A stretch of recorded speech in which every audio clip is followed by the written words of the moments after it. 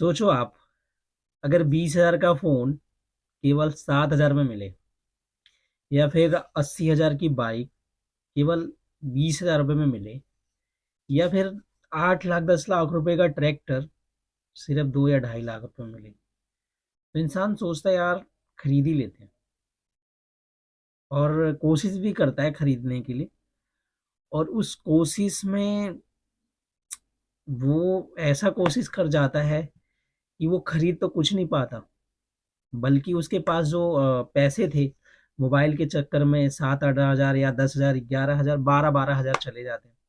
या फिर बाइक के चक्कर में कि मार्केट वैल्यू 80,000 रुपये है, 20,000 में मिल रहा है, तो एक काम करते हैं 20,000 दे के बाइक लेके आते हैं। वो बाइक भी नहीं मिलती।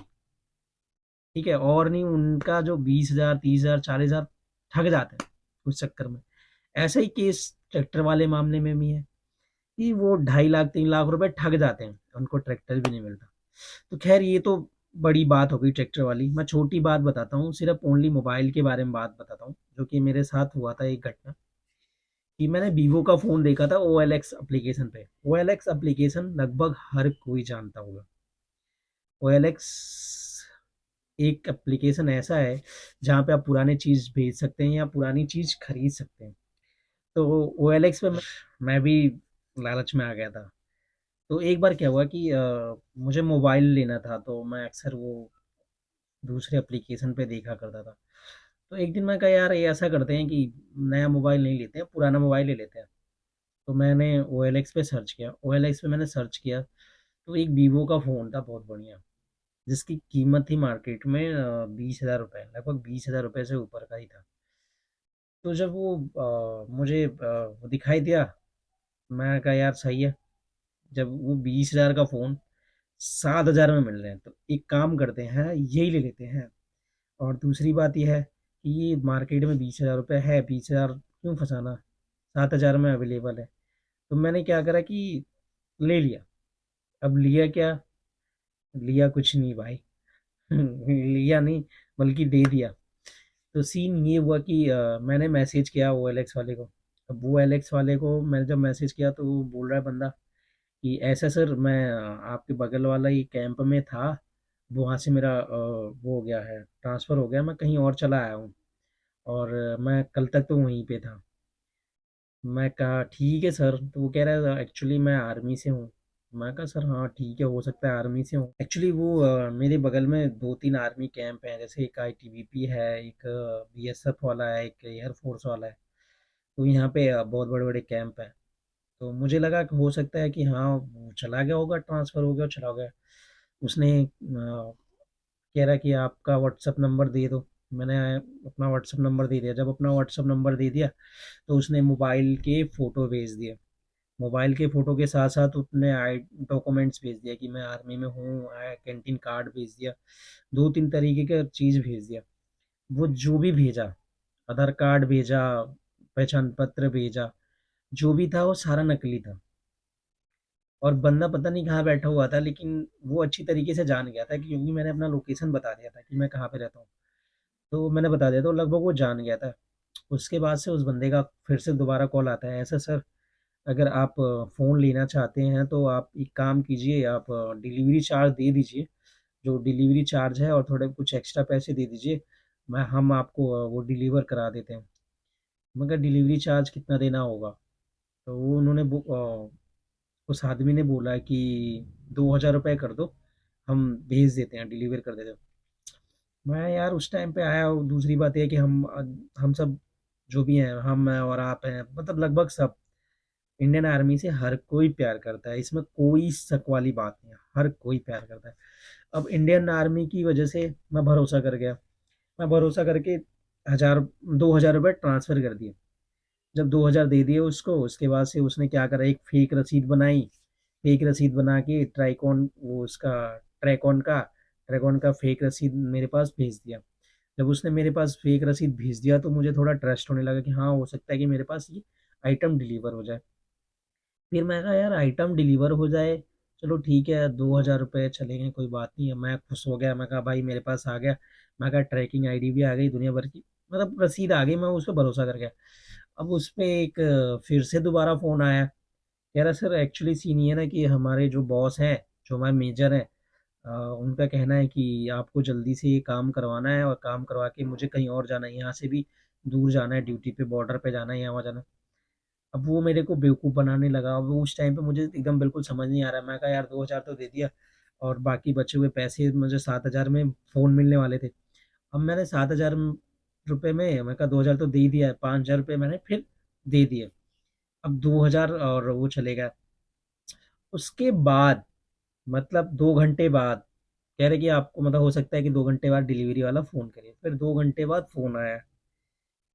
2 घंटे बाद फ़ोन आया और उसके बाद से वो जो डिलीवरी वाला था, वो कह रहा है सर एक्चुअली हम आपके नियर बाई आ चुके हैं, लेकिन एक पंगा हो गया, हमारी गाड़ी तो हमने खड़ी कर ली है यहाँ पे।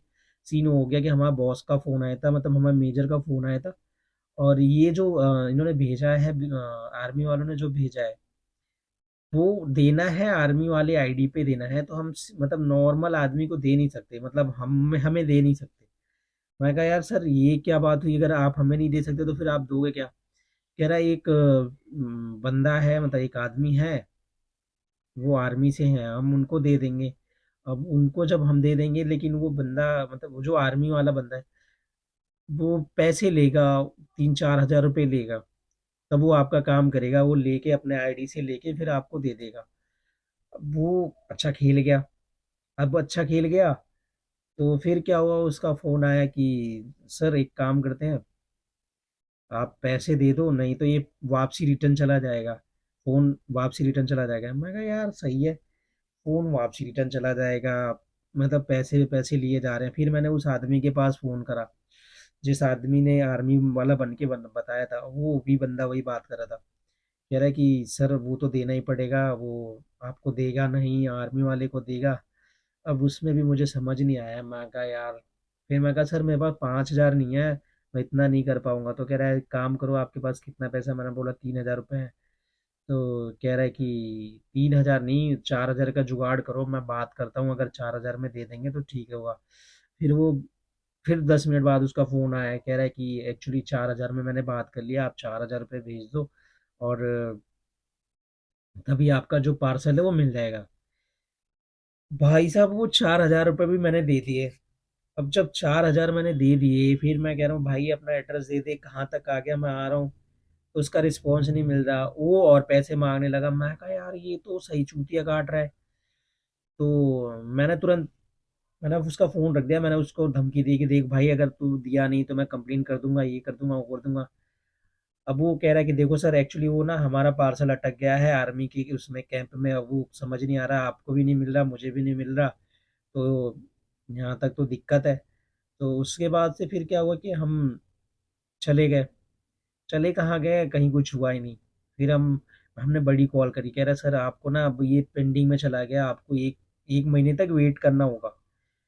मैं कहा 1 महीने तक? उसने मुझे पूरा भरोसा दिला दिया और एक्चुअली मैं रुक भी गया। उसके बाद से 2-4 दिन बाद, मुझे नॉलेज नहीं था, तो मैंने एक आर्मी वाले अंकल आए मेरे पास, मतलब आए थे किसी काम से, तो मैंने पूछ लिया अंकल ऐसी ऐसी बात है और क्या होगा। तो वो कह रहा है कि बेटा देख, करना चाहता है तू कंप्लेन कर दे, पहली बात तो आर्मी वाला ऐसा काम करेगा नहीं। मैं कहा, कह रहा है कि आर्मी वाला ऐसे काम करते नहीं है। दूसरी बात ये फ्रॉड है, तेरे साथ बेटा हो चुका है फ्रॉड। अब तू अगर चाहता है कि कंप्लेन करना चाहता है तो जाके कंप्लेन कर सकता है, कोई दिक्कत नहीं है। लेकिन अगर ये सोच ले कि तेरे 11,000 थे वो गिर गए कहीं, तो 10,000 या 11,000 थे वो गिर गए कहीं, अब तू कंप्लेन करने जाएगा, वहां पे पुलिस वाले पैसे खाएंगे, एक तो ऐसे ही पैसे मतलब चले गए, दूसरे भी सीन, मैं कंप्लेन कर भी नहीं पाया उस टाइम पे। तो ये सीन था। और उसके बाद मुझे तो पता ही चल गया था, और लगभग मैं OLX पे हमेशा ही सतर्क रहता हूँ, OLX पे या हर किसी भी एप्लीकेशन में हमेशा सतर्क रहता हूँ। तो आप हमेशा ध्यान दो, तो आप जब भी कभी OLX पे या फेसबुक पे या इंस्टाग्राम पे, कहीं पे भी, मतलब कहीं पे भी, मतलब जितने एप्लीकेशन है आप इस्तेमाल करते हैं, अगर वहाँ पे सस्ती चीज़ें मिले तो इन सब चीज़ों का ध्यान देना। हो सकता है आपके साथ फ्रॉड हो सकता है, हो सकता है आपके पैसे जा सकते हैं। एक बार ऐसे ही हुआ था कि मेरे पास कुछ डम्मी पड़े हुए थे, डम्मी मतलब वो जो कपड़े पे जो कपड़े की दुकान पे रहता है डम्मी, मेरे पास पड़े हुए थे। तो मैंने क्या करा कि ऐसा करते हैं ओएलएक्स पे डाल देते हैं, हो सकता है बिक जाए। ओएलएक्स पे डाल देने का क्या मतलब, साला फ़ोन आता है कहता है ऐसा सर हम आपकी डम्मी खरीदना चाहते हैं और हम ऐसा करते हैं कि अभी आपको पेमेंट कर देते हैं। मैं कहा ठीक है सर कर दो। कह रहा है कि एक अभी ओटीपी जाएगा सर आपके नंबर पे, आप दे देना। मैं कहा भैंस की आँख, पागल समझ रखा है, चूतिया समझ रखा है। हैं?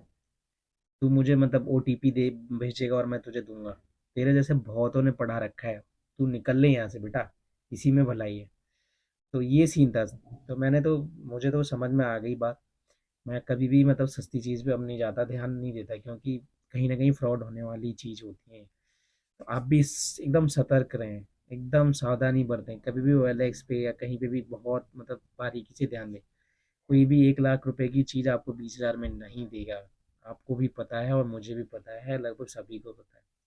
कोई भी 20 हज़ार का फ़ोन आपको 5 हज़ार, 6 हज़ार, 7 हज़ार रुपये में नहीं देगा। 20 हज़ार रुपये की फ़ोन है तो वो बंदा आपको दे सकता है जो आपको जानने वाला है, या अननोन आदमी तो देगा ही नहीं। इतना सस्ता क्यों देगा? वो भी नया ही फ़ोन अभी मार्केट में लॉन्च हुआ है, उस फ़ोन का मतलब 7 हज़ार में देगा? 20 हज़ार का फ़ोन है, वो 7 हज़ार में कहाँ से देगा?